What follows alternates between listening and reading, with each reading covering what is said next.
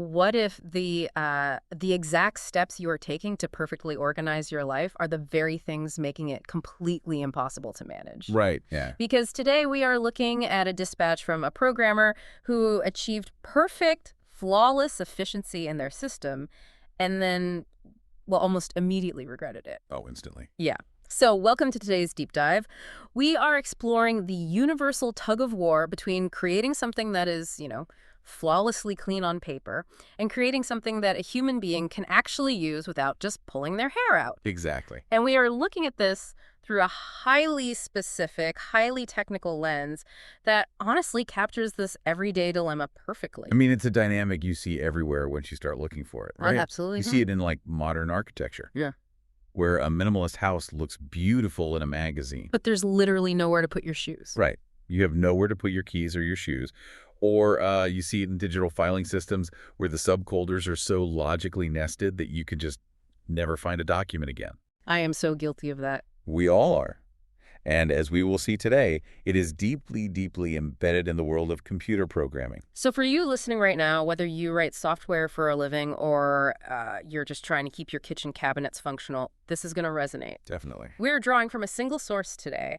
It's the short excerpt from a blog post, and it's titled Notes on Haskell Programming, open parenthesis, part 163, close parenthesis, colon, the trade-off of compact code. Part 163. I know, right? And the timestamp on this is highly specific. It was published on June 16th, 2026 at precisely 3:00 p.m. Okay, let's unpack this.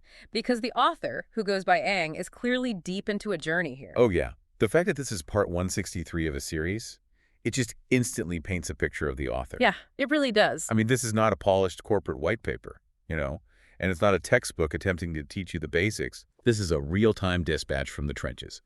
To write 163 posts on a single programming language, well, it implies a level of immersion that honestly borders on obsession. For sure. We are getting a glimpse into the daily, granular reality of someone who is just deep in the weeds of their craft. And Ang actually begins this entry with this really nostalgic, old-school greeting. They write, "Dear Interweb." I love that. Yeah, it sets this personal, diary-like tone right out of the gate.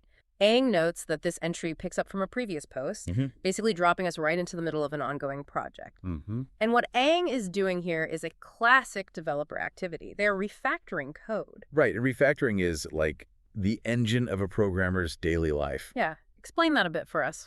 Sure, so for those unfamiliar with the term, refactoring means restructuring existing computer code without changing its external behavior. Okay. Think of it like going into the walls of a house to tidy up the electrical wiring. Oh, that's a good way to put it. Right. The light switches still turn on the same lights in the exact same way. But the system behind the drywall is, theoretically anyway, cleaner, safer, and more robust. So in this specific diary entry, Ang's primary goal with this refactoring session was entirely removing what developers call code duplication. Right. Ang looked at the code they had written, realized the system was essentially, repeating itself in a few places, and managed to condense it so that all duplication was completely wiped out. Which brings us to a foundational concept in computer science known as DRY. Don't repeat yourself. Right. DRY. In programming, duplication is generally viewed as a liability. I mean, if you write the exact same logic in 3 different places, and then you discover a bug in that logic, like 6 months later. You have to remember to fix it in all 3 places. Exactly. And if you only fix it in 2, your system is broken. So the instinct to compress code and remove repetition, that is hammered into developers from day one. See, I understand the theory behind DRY, but I have to admit I'm slightly confused as to why Ang's success here is framed as a dilemma. Like, if duplication is a liability and Ang successfully removed that duplication, shouldn't that be an absolute, unmitigated victory? You would think so. Right. The code is shorter, it takes up less space, and the risk of those inconsistent bugs is gone. On paper, it sounds flawless, but reading Ang's post, it reminds me of a trap I fall into at home all the time. Oh. Yeah, it's like organizing your junk drawer by putting absolutely everything into a single, tightly compressed, vacuum-sealed bag. Oh, wow. That is a perfect encapsulation of the problem. Right, because technically, that vacuum-sealed bag takes up way less space in the drawer. You have completely removed the visual clutter. Hmm. But good luck quickly grabbing a paperclip or a spare battery when you actually need one. You have entirely sacrificed everyday access for the sake of maximum compactness. What's fascinating here is that your vacuum-sealed bag analogy mirrors the exact psychological and practical costs that Aang runs into. Really? Yeah. Aang explicitly states in the post that removing this code duplication came at a direct cost to readability. This isn't just a minor footnote. It is the central conflict. The compression, the vacuum sealing of the logic makes the code actively harder to read. So if the cost of removing duplication is so high, why do it? Like, what exactly did Aang do to this code that turned it from something readable into a vacuum-sealed bag? Right. We need to look at the literal mechanical changes Aang made to understand how this readability was lost. Well, to understand the mechanics, we have to briefly touch on the environment Aang is working in, which is Haskell. Okay, Haskell. Haskell is a functional programming language, and it is known for being highly mathematical and incredibly concise. Gotcha. In Haskell, you aren't just giving the computer a list of instructions, you are defining mathematical relationships. And Aang tells us exactly how they compress these relationships. To eliminate the duplication, Aang replaced a traditional case statement with something called guards. Yeah, so a case statement, even in a dense language like Haskell, tends to be highly structural. It works through pattern matching. You can think of it like sorting mail into labeled bins. The code looks at the shape of the data coming in and routes it to a specific, clearly defined block of logic. Like in the case of a letter, put it here. In the case of a package, put it there. Exactly. Because it requires these explicit scenarios, it takes up more vertical space on the screen. It relies on line breaks and indentation, which naturally leads to that structural duplication Aang wanted to eliminate. But Aang completely removed those labeled bins. They swapped out the case statement for guards. And Aang specifically calls out the syntax used for these guards. The symbols. Yeah. They are represented by the pipe symbol, that stark vertical line on your keyboard. And these guards are paired with the logical OR operator, which is represented by two pipe symbols right next to each other. Right, the pipe symbol. Just a vertical bar. And the double pipe. Aang even provides a diff snippet in the post, a literal before and after snapshot of the lines of code. Now, I'm not going to read the raw code syntax out loud character by character. No, please don't. Because hearing someone read parentheses and asterisks is impossible to follow. But looking at the two versions side by side on the page, the difference is practically microscopic. It really is. The before is, block to pandoc, open parenthesis, block paragraph txt, close parenthesis, equals. Right. And the after is literally just block to pandoc, open parenthesis, block paragraph txt, close parenthesis. They just drop the equal sign. It comes down to stripping away structural words and replacing them with a continuous sequence of logical tests filtered through those vertical pike symbols. Yeah. The visual shape of the code completely collapses. I mean, how does swapping out a case statement for a sequence of pipes fundamentally alter how a human reads the screen? Well, that collapse of the visual shape is exactly why readability plummets. Yeah. When Aang swapped the case statement for guards, they shifted the code from structural reading to symbolic parsing. Ah, okay. When you read a structured case statement, your eyes can skim. You recognize the shape of the paragraph, much like reading a book. You see the labeled bins. But when you replace that structure with guards, you are forcing the logic through a gauntlet of Boolean expressions, true or false questions. So instead of sort this by shape, it becomes, is condition A true? If not, is condition B true? If not, is condition C true? Exactly. And you are doing this using dense mathematical operators like the pipe and the double pipe. You condense the logic into a purely symbolic format. Wow. You are no longer reading structural layout. You are interpreting raw, abstract mathematics. It's incredibly efficient for the machine to process, and it successfully eliminates the duplicate lines that were offending Aang's sensibilities. But the human eye does not naturally glide over a dense thicket of vertical lines. Not at all. It does not glide over mathematical operators the way it glides over structured text. It completely halts the flow of reading. It's like switching from writing in plain English to writing in medical shorthand. Oh, that's a great comparison. To the doctor writing it in that exact moment, it feels incredibly efficient. It saves time, it saves space on the chart, and technically all the necessary information is there. Right. But to a nurse reading it later, or even to that same doctor a year down the line, the natural flow of reading is gone. You have to stop, squint, and consciously translate every single pen stroke to figure out what it actually means. And that translation process requires a massive amount of cognitive overhead. Which brings us to the ultimate result of Eng's refactoring experiment. Yes, because here's where it gets really interesting. Eng provides an incredibly honest confession at the end of this post.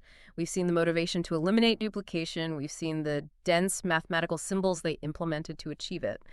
And Eng writes that even though the code is now objectively cleaner, they are, and I'm quoting directly here, still wonder whether it's easier for me to read the code without decipher the guard syntax. Yeah. They achieved their goal. The system is compact, but they are genuinely questioning if it was actually easier to use before they fixed it. The most vital word in that entire post is decipher. Decipher. Eng specifically chooses the phrase, decipher the guard syntax. If we connect this to the bigger picture, think about the heavy connotations of that word. Okay. You read a magazine article, you read a novel, but you decipher an ancient hieroglyph. You decipher an encrypted military transmission. Right. Reading implies a natural, continuous flow of understanding. Deciphering implies an obstacle. It implies a struggle, a puzzle that has to be actively fought and solved before comprehension can even begin. It's an admission of friction. Precisely. By using the word decipher, Eng is acknowledging that interacting with their own creation has shifted from a state of flow to a state of friction. They built a puzzle for themselves. I have to say that makes me question the very definition of the word cleaner as Eng uses it. How so? Well, Eng writes, honestly, while it's cleaner. But can a system truly be considered cleaner if the creator themselves has to pause and decipher their own work every time they look at it? It's a paradox. It feels like a massive irony. You spend your time, your effort, and your brain power optimizing a system, shrinking it down, making it pristine by the mathematical rules of the language. And the end result is a system that is fundamentally hostile to you. It exposes a fascinating cognitive bias that humans have when building systems, whether that system is software, a corporate org chart, or a filing cabinet. Yeah. We frequently conflate compactness with clarity.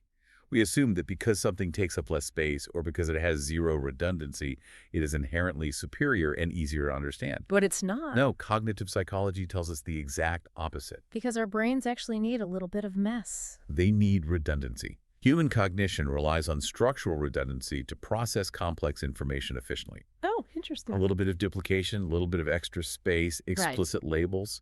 These provide the cognitive handholds our brains need to climb through a complex logic structure without getting exhausted. That makes so much sense.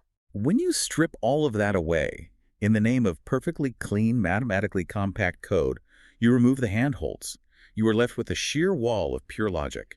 It is mathematically elegant, sure, but it is cognitively exhausting to interact with. A sheer wall of pure logic. And Eng knows it. They are standing at the bottom of that wall, looking up at a string of vertical pipe symbols, wondering if the climb was actually worth the effort of building it. Yeah. The post ends very quietly. Eng simply writes, "Till the next post. Yours truly, Eng." A classic sign-off. It's a humble sign-off from part 163 of a very long, very ongoing journey. It is an acknowledgement that in programming and in organization in general, there is rarely a final, perfect answer.